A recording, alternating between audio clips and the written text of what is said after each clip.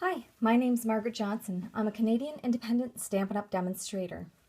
Today I'm going to share with you instructions on how to make a double window card using acetate. Now this isn't the card we'll be making, but I had a request from someone who saw this card on my blog and wanted to know how to make this. So as you can see right through the card to the inside. So I'd already given this card away, and so I decided to do a new card to show you how to make this. So here is the card that I'm going to show you today. This is for a baby, so it's a double window shaker card. So it's got little ducky, booties, rattles, and things inside of it. And when you open it up, you can see right through the window there to the inside. On my original card I had a sentiment stamped here, but on this one I've left it blank, so there's some space for some writing, so you will be able to see that through once it's completed. But as you can see here, I've just added a little ducky and some baby booties here. So I'll try and be as clear and understandable as I possibly can going through this. There are quite a few different steps, but hopefully you'll find this easy. Once you get rolling, it's not so hard, and there's some little tips and tricks on making sure your windows line up as you go straight through. So here are the dimensions of all the pieces of cardstock that I used. So your base, you have 5.5 by 8.5 scored at 4 1/4. So that's this piece here. I've used mint macaron for this card. Next you have your whisper white. You're going to have one piece for the card front, which is this piece here. So that piece is going to be 4 by 5 1/4.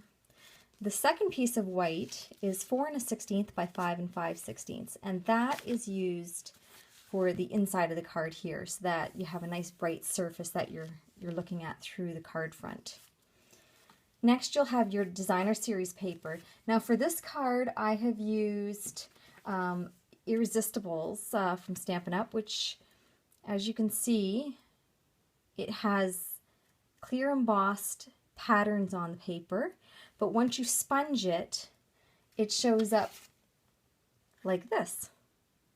So this one I've pre-sponged already, and you just take your ink pad, use your sponge, and just gently swirl or rub it over until you get the desired effect that you're looking for, and all the pattern still shows through.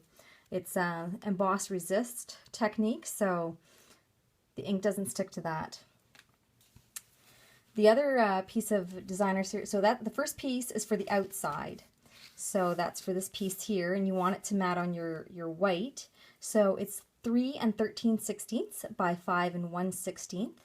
The inside piece, however, is slightly bigger because we don't have that extra mat in behind the pattern paper to the card front.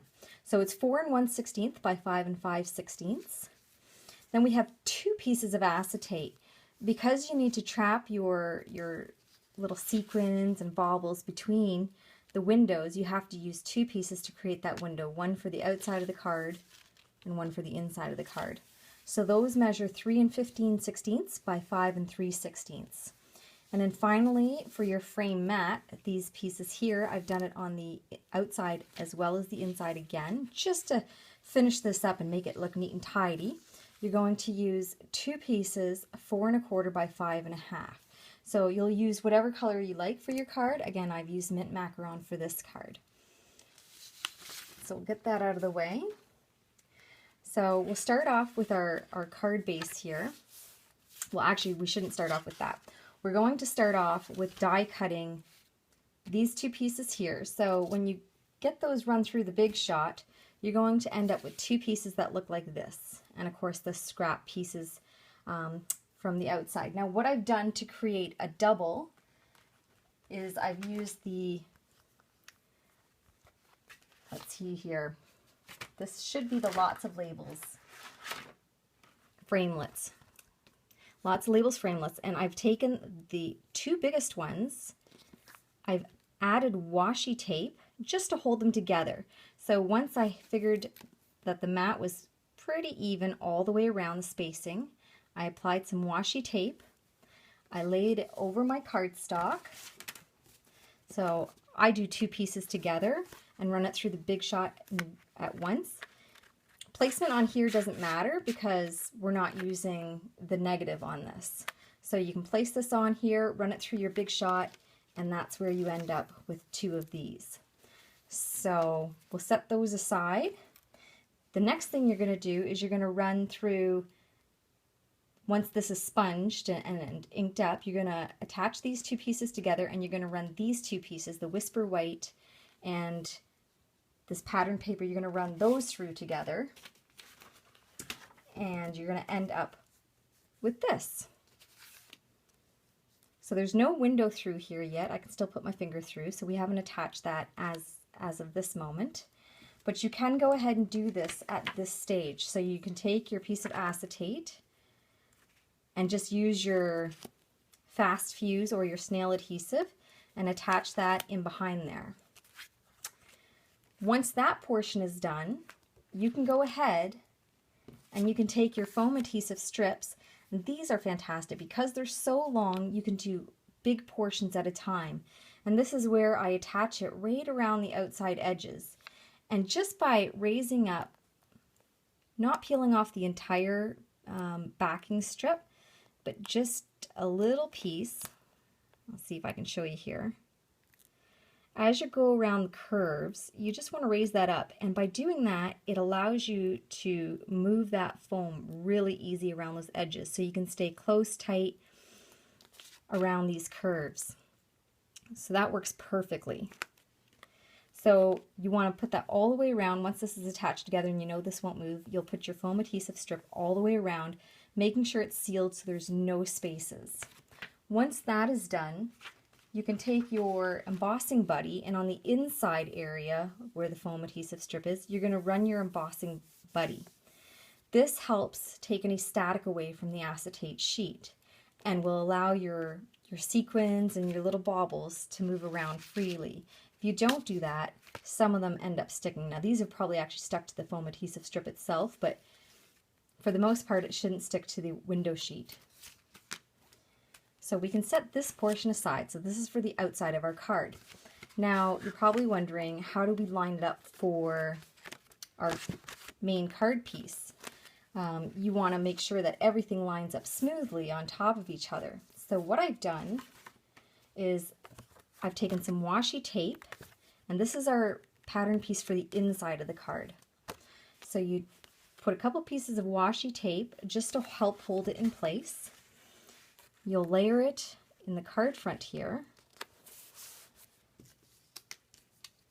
And actually, before you attach your adhesive, your acetate sheet to your card front, you should do this step, because you want to take your card front piece and just line it up over top and just use pencil just to mark where you want your window to be. And that way, when you take your framelit here, and you'll be using the larger of the two, at this point we'll be taking off the washi tape.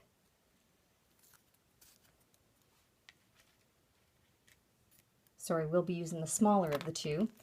Then you can line it up to the pencil marks. Now you can run this through the Big Shot, and you should end up with a perfect window. So here we have our window, we have our piece that goes on the inside, the Whisper White here. And we have our die cut piece with our acetate that now goes on this side. So we can attach our acetate to this, attach it here. Now, if you're lining this up and it doesn't quite line up side to side and it seems to be off and this is lined up, chances are you just have to flip this around. And once you have it lined up, you're going to tape this down to the inside of your card front. Once that's done, sorry for all my bits of washi tape here. Once that portion is done, and you have your acetate attached to the outside, your foam adhesive strip on, you've done your embossing buddy on this piece, you've done your embossing buddy on the inside piece, and of course when it's on the inside piece your acetate will be here like so. You'll do the embossing buddy here as well, just so that it doesn't stick. So once you have that, you have your outside little mat here already attached on.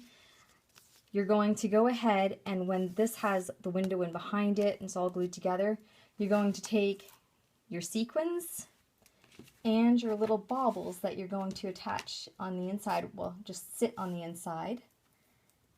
And you'll just lay those on top. So you'll stamp these, you'll die cut them out. I've used these from Baby's First, I believe it is, stamp set, or something for baby stamp set.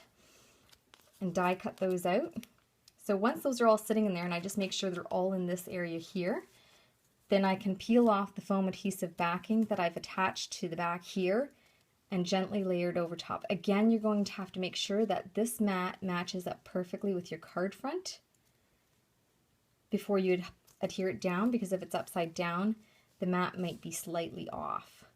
So I want to make sure it's perfectly centered. Once it's applied down, you're going to end up with your card looking like this, so all the layers together.